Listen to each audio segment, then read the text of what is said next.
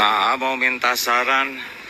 Sekarang ada Circle K ini yang sampai tengah malam ini banyak orang di sini sampai larut malam. Adik-adik udah tengah malam ini. Ini kan pesantren di sini, gimana campur laki perempuanan? Hei, merokok di pesantren gini kan gak enak, pesantren. Admin pada tahun 1983 sempat jadi mahasiswa di EKIP Bandung yang sekarang bernama UPI. Lokasi ini sering dikunjungi para kaum ibu dari berbagai pengajian antar daerah antri berkunjung ke Darut Tauhid milik Agim. Lokasi di jalan ini sangat cocok untuk buka usaha, karena ribuan mahasiswa antar daerah kumpul di daerah ini. Kontrakan berada di antara gang sempit masuk ke dalam, sementara lokasi di pinggir jalan rata-rata dijadikan tempat berjualan.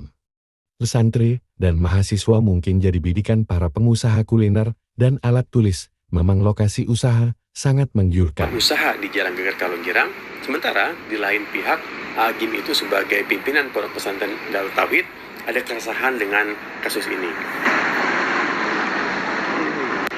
Oke teman-teman, sekarang saya udah mau masuk ke masjidnya. Sebelum itu, nggak ada salahnya kita review sebentar nih ya. Masjid Darut Tauhid ini yang menurut saya ini keren banget. Nah sekarang kayak biasa kita masuk dulu ke dalam kamar mandinya itu. Mari kita bandingkan suasana masjid yang terkenal bersih dan modern ini, walau ada juga yang mengkritik karena toiletnya ada dua jenis, berdiri dan jongkok. Tempat pipisnya saja ditutupi oleh tirai, padahal itu adalah sebuah pilihan bagi yang tidak bisa jongkok.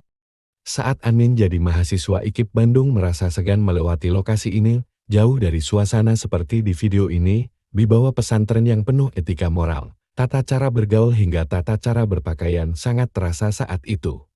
Tapi tampak di video ini, hampir tidak ada lagi bedanya dengan suasana di Jakarta pada umumnya. Karena masjidnya selalu terbuka, tidak pernah dikunci atau ditutup seperti kebanyakan masjid lainnya, maka mualaf mantan pendeta Katedral Jakarta, almarhum Ko Stephen, pernah membawa para wanita jalanan untuk itikaf di masjid ini dan ditegur oleh Agim karena ada suasana aneh. Wanita seronok kumpul di masjid ini, ada apa? Sejak saat itulah, berita masjid terkunci merebak di Nusantara. Anjuran dan larangan mengunci masjid mulai merebak, para ustadz dan kiai banyak yang berdakwah tentang masjid harus terbuka untuk umum tanpa digembok. Mungkin Allah membuka tabir masjid terkunci. Lewat dakwahnya Ko Stephen, Masjid Agim ini jadi kiblat Ko Stephen mengenai masjid terbuka tanpa batas waktu. Walau sempat ditegur Agim karena tanpa pemberitahuan dulu, banyak wanita berpakaian minim berkumpul di masjid. Ternyata semua itu cara dakwahnya Ko Stephen. Kini di Nusantara mulai bermunculan kembali masjid yang buka 24 jam, tapi tidak tersaingi oleh supermarket yang buka 24 jam yang mengumpulkan kelamin laki perempuan bukan muhrim di satu meja. Tampaknya Masjid Darut Tauhid milik pesantren Agim ini selalu mencetak sejarah unik dan mewarnai Indonesia. Dulu masjid terkunci sudah lumrah di Indonesia, sejak mualaf Ko Stephen mengalami kesulitan mengumpulkan umat secara spontan, jadi berita viral. Kini supermarket gaul antara kaum laki dan perempuan 24 jam di depan masjid, sepertinya fenomena gunung es. Sakralnya masjid untuk tahajud dan itikaf 24 jam, perlu keheningan untuk tafakur, sering diganggu dengan berdirinya supermarket di dekat masjid itu. Tujuannya baik di situ untuk melayani keperluan jemaat, tapi harus koordinasi dulu dan berizin agar harmoni dengan nilai religi. Dengan kisah Masjid Darut Tauhid ini, mungkin akan membuka wawasan baru bagi pengelola bisnis yang memanfaatkan jemaah masjid agar mengadakan pendekatan secara harmonis dengan pengelola tempat peribadatan. Ini udah bener-bener disegel. Di dalam tuh udah nggak ada kegiatan, nggak ada karyawan. Di sini juga biasanya ada kursi tapi udah kosong semua, udah bersih. Di pojok ini juga biasanya ada meja kursi, tempat yang kemarin Agim negor anak-anak muda itu, sekarang juga udah bersih. Oke teman-teman, sekarang udah jelas ya bahwa si minimarketnya itu udah nggak beroperasi lagi. Nah sekarang saya mau pulang, kita lanjut ngobrol-ngobrol di rumah aja. Nah, mau minta saran. Sekarang ada Circle K ini yang sampai tengah malam ini banyak orang di sini sampai larut malam. Adik-adik udah tengah malam ini. Ini kan pesantren di sini, gimana campur laki perempuanan?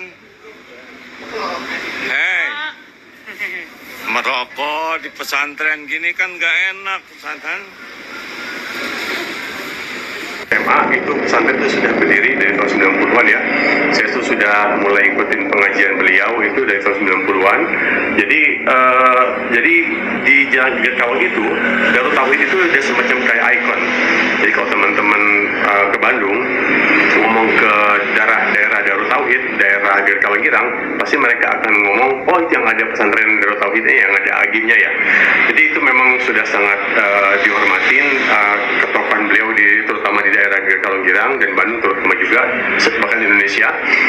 Apalagi yang tadi saya bilang di awal, pesantren Darut Tauhid ini memiliki jumlah karyawan dan santri itu jumlahnya ribuan. Jadi agim itu sangat wajar kalau memiliki keresahan karena beliau memiliki tanggung jawab, memiliki semacam harus menjaga ya lingkungan pesantren tetap kondusif, tetap jangan sampai dicemari oleh hal-hal yang bisa dikatakan itu bertentangan dengan norma-norma masyarakat dan kesusilaan dan lain-lain ya. Itu dari segi yang pro dengan agim dengan Darut Tauhid. Nah, yang pro dengan Circle K itu mereka merasa itu adalah jalan umum, itu jalan yang tadi saya bilang itu peruntukan itu memang daerah komersial, siapa aja boleh untuk membuka tempat usaha di sana, dan memang yang tadi saya bilang juga di awal itu pangsa pasar itu besar banget. Jadi memang ini daerah pemukiman dan ada juga kampus yang jumlah mahasiswa itu ribuan.